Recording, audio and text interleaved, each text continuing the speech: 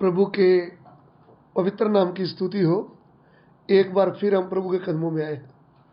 आज के ध्यान के लिए हम प्रभु का वचन पढ़ना चाहेंगे। पहला राजा 3 अध्याय उसका 4 और 5 वचन। First king chapter 3 verse 4 to 5। पहला राजा 3 ਦੀ 4 ਤੇ 5। ਪਾਤਸ਼ਾਹ ਹੋਮ ਬਲੀ ਲਈ ਗਿਬਿਓਨ ਨੂੰ ਗਿਆ, ਕਿਉਂ ਜੋ ਉਹ ਉੱਚਾ ਤੇ ਵੱਡਾ ਥਾਂ ਸੀ, ਅਤੇ ਸੁਲੇਮਾਨ ਨੇ ਉਸ ਜਗਵੇਦੀ ਉੱਤੇ ਹੋਮ ਦੀਆਂ 1000 ਬਲੀਆਂ ਚੜਾਈਆਂ। ਗਿਬਿਓਨ ਵਿੱਚ ਰਾਤ ਦੇ ਵੇਲੇ ਸੁਪਨੇ ਵਿੱਚ ਸੁਲੇਮਾਨ ਨੂੰ ਯਹੋਵਾ ਦਾ ਦਰਸ਼ਨ ਹੋਇਆ। ਪਰਮੇਸ਼ਰ ਨੇ ਆਖਿਆ, ਮੰਗ, मैं तेनू की देवां। और राजा गिबोन को बलि चढ़ाने गया। देखिए इधर में लिखा है राजा गिबोन को बलि चढ़ाने गया। ये जो राजा है इसका नाम है सुलेमान और ये दाऊद का बेटा है। तो ये जब बलि चढ़ाने गिबोन को गया तो प्रभु को सच्चे मन से बिना कुड़कड़ाते हुए हृदय से प्रेम करते हुए 1000 बलि प्रभु के लिए चढ़ाया। सो मेरे प्रिय भाइयों बहनों, जब हम प्रभु को भेंट चढ़ाने आते हैं ना, हमारा मन शुद्ध होना चाहिए, हमारे मन में प्रेम होना चाहिए प्रभु के लिए, हमारे मन में किसी भाई बहन के लिए कड़वाहट नहीं होना चाहिए, हमारे मन में किसी के प्रति वैर भाव नहीं होना चाहिए। इधर में सुलेमान सच्चे मन से प्रभु को बलि चढ़ा रहा है, वो भी 1000। तो जब बलि चढ़ा दिया तब गिबोन में रात को परमेश्वर सुलेमान से दर्शन में बात किया है। जब बात किया तो परमेश्वर ने बोला, सुलेमान, मैं प्रसन्न हूं और तू मुझसे मांग, मैं तुझे क्या दूं। मेरे प्रिय भाइयों बहनों, सुलेमान चाहता तो वह लंबे समय का राज मांग सकता था, सुलेमान चाहता तो धन दौलत मांग सकता था, सुलेमान चाहता तो शत्रुओं के प्राण मांग सकता था, लेकिन उसने प्रभु से क्या मांगा? प्रभु, मुझे दुनिया का धन दौलत नहीं चाहिए, मुझे लंबी चौड़ी फौज नहीं चाहिए, मुझे हथियार नहीं चाहिए, मुझे स्वर्गीय बुद्धि चाहिए तेरी ओर से। प्रभु, तेरे लोगों को मैं कैसे उनका न्याय करूं,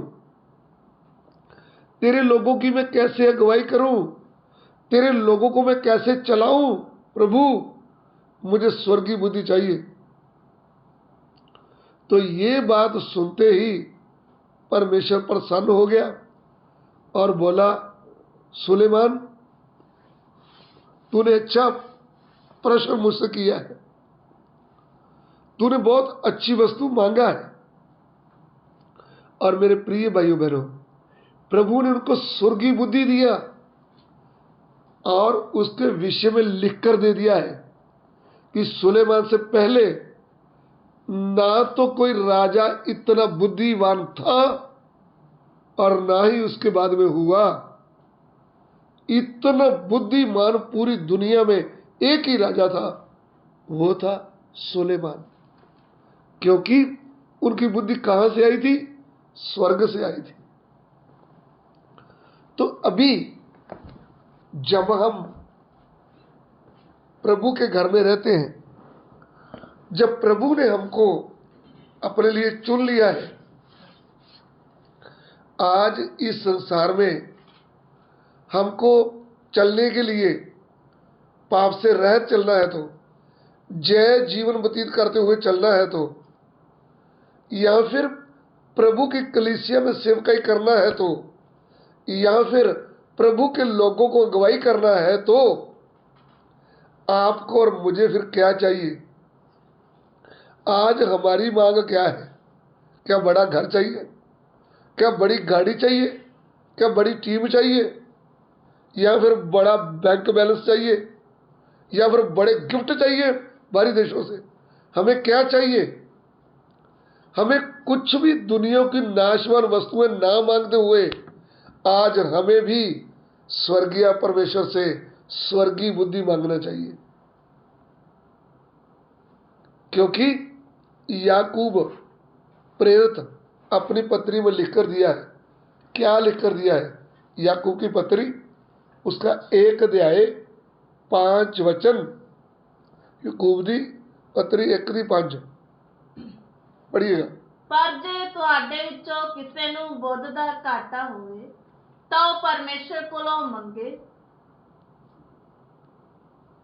ਜਿਹੜਾ ਸਭਨਾਂ ਨੂੰ ਖੁੱਲੇ ਦਿਲ ਨਾਲ ਬਿਨਾਂ ਉਲਾਮੇ ਦਿੰਦਾ ਹੈ, आमीन। ਤਾਂ ਉਹ ਤੁਹਾਨੂੰ ਦਿੱਤੀ ਜਾਵੇਗੀ। तारीफ।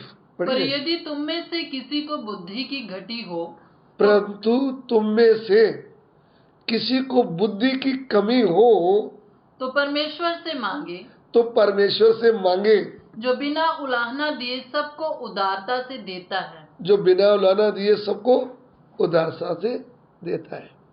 तो मेरे मन के अनुसार मैं आपको कहूंगा, तो आज हम गरीबी के कारण स्कूल में नहीं गए होंगे, हमको ज़्यादा पढ़ाई नहीं मिला होगा, हम शहर में नहीं रहते होंगे, हम गांव में रहते होंगे। लेकिन मेरे प्रिय भाइयों बहनों, यदि आप परमेश्वर से प्रार्थना करें टूटे मन से कि हे प्रभु मुझे स्वर्गीय बुद्धि चाहिए, तो मैं आपको विश्वास दिलाता हूं कि परमेश्वर आपको स्वर्गीय बुद्धि देगा, और आपकी बुद्धि का सामना पढ़े लिखे लोग भी नहीं कर पाएंगे। जो आपको स्वर्गीय बुद्धि मिलेगा उसका सामना दुनिया की बुद्धि के लोग नहीं कर पाएंगे। क्योंकि वचन यूं कहता है कि जो स्टीफन था, 7 खाना खाने वालों में से जिसको प्रेरित लोगों ने प्रार्थना करके खाने के लिए नियुक्त किया था, वह पवित्र आत्मा और बुद्धि से भरपूर था, और उनके प्रश्नों का लोग सामना नहीं कर पाए, क्योंकि उनमें प्रभु की स्वर्गीय बुद्धि थी।